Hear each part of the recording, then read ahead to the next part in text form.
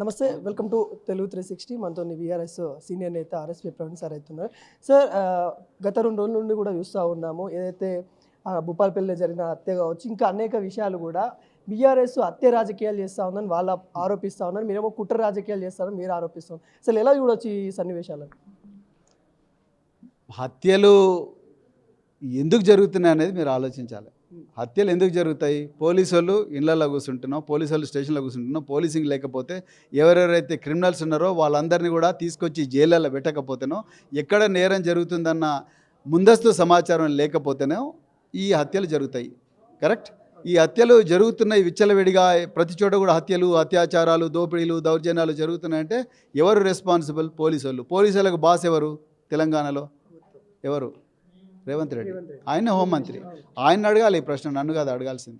అంటే దీని వెనకాల ప్రోత్సాహం బీఆర్ఎస్ చేస్తూ ఉందన్నట్టు కూడా చెప్తా ఉన్నారు. భూపాల్ జరిగిన ఏదైతే లింగమూర్తి బ్రదర్, నేను మళ్ళీ చెప్తున్నా, రేవంత్ రెడ్డి దగ్గర సిఐడి ఉన్నది, ఇంటెలిజెన్స్ ఉన్నది, గ్రే హౌండ్స్ ఉన్నది, స్పెషల్ పోలీస్ ఉన్నది, 90,000 మంది పోలీసులు ఉన్నారు.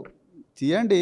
నీకు దమ్ము లేకపోతే సిబిఐకి అప్పగించు, లేకపోతే నేషనల్ ఇన్వెస్టిగేషన్ అప్పగించు, లేకపోతే అమెరికాలో FBI ఉన్నది, ఈ FBIకి అప్పగించు. దొరకబట్టి కదా నిజం. ఎవరు వద్దన్నారు? ఎవరు వద్దంటున్నాము? మేము మొదటి నుంచి చెప్తున్నాం, మేము చట్టాన్ని నమ్ముకున్నాం.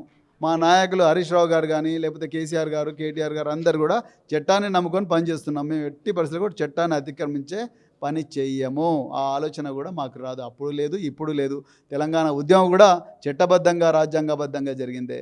మీ దగ్గర అధికారం ఉంది, మరి ఇక్కడ మన దగ్గర అంతమంది పోలీసులు ఉన్నారు, ఇన్స్పెక్టర్లు ఉన్నారు, SIలు ఉన్నారు, CIలు ఉన్నారు, DSPలు ఉన్నారు, IPS ఆఫీసర్స్ ఉన్నారు. వాళ్ళందరినీ పెట్టి భూపాలపల్లి ఎవరు దాని వెనక ఎవరున్నారు? తీ కదా. ఇంకోటి, ఫోన్ ట్యాపింగ్లో కూడా హరీష్ రావు పేరు వినపడతా ఉంది. దాన్ని కూడా ప్రధానంగా ఎవరైతే బెయిల్ కూడా రావడం అయితే జరిగింది, వాళ్ళు ఏం చెప్తా ఉన్నారు? మీరు కూడా ఒక ఎలియేషన్ తీసుకున్నారు సార్, దీని గురించి ఏం చెప్పదలుచుకున్నారు?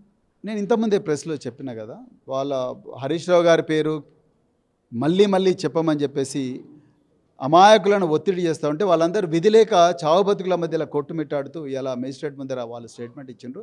ఆ అధికారుల మీద యాక్షన్ తీసుకోవాలని చెప్పేసి బీఆర్ఎస్ పార్టీ అడుగుతా. అంటే ఉన్నత అధికారులు, అంటే మీరు కూడా ఒక అధికారి నుండి వచ్చిన వాళ్ళు, అక్కడ గవర్నమెంట్ నుండి ఎలాంటి ప్రెజర్ పెడతా ఉన్నారని అనుకుంటా ఉన్నారు, భావిస్తూ ఉన్నారు మీరు ఆ అధికారుల పైన? వాళ్ళు గవర్నమెంట్ డైరెక్ట్ చెప్తూనే ఉన్నది, ఆయన పేరు తీసుకురా, ఈయన పేరు తీసుకురా, లేకపోతే నేను పోస్టింగ్ ఇవ్వని అంటున్నారు. నేను ఏం చెప్తున్నాను, ఆ తోటి అధికారులకు అందరికీ ఈ పోస్టింగ్లు ఇవ్వాలంటే రేపు పోతాయి. ఏ పార్టీ కూడా ఏమంటే పర్మనెంట్గా అధికారం ఉండదు. ఓకే, సో అందుకొరకు మీరు చట్ట వ్యతిరేకమైన ఆదేశాలు రేవంత్ రెడ్డి ఇచ్చినా లేకపోతే ఇంకెవరు ఇచ్చినా కూడా మీరు పాటించకండి. మా వల్ల కాదు, మేము చేయలేం, మీకు ఎవరైనా చేసేవాళ్ళు ఉంటే వాళ్ళని తెచ్చుకోండి అని చెప్తున్నాం, అంతే తప్ప. చాలా వరకు అయితే బహుజనులకు సంబంధించి కూడా చాలా ఇబ్బంది పడుతూ ఉన్నారు. SC ST వర్గాలకు సంబంధించి కూడా ABC వర్గీకరణను ఎలా చూస్తూ ఉన్నారు? సుప్రీంకోర్టు ఆల్రెడీ తీర్పు ఇచ్చింది కదండి, అన్ని వర్గాలకు న్యాయం చేయాలని సుప్రీంకోర్టు దేశవ్యాప్తంగా తీర్పు ఇచ్చింది. దాంట్లో భాగంగా మరి కాంగ్రెస్ పార్టీ చాలా అసెంబ్లీ సాక్షిగా రకరకాల తీర్మానాలు పెట్టి చేసింది. మరి చేసి చూపించామని చెప్పండి, చూద్దాం వాళ్ళను.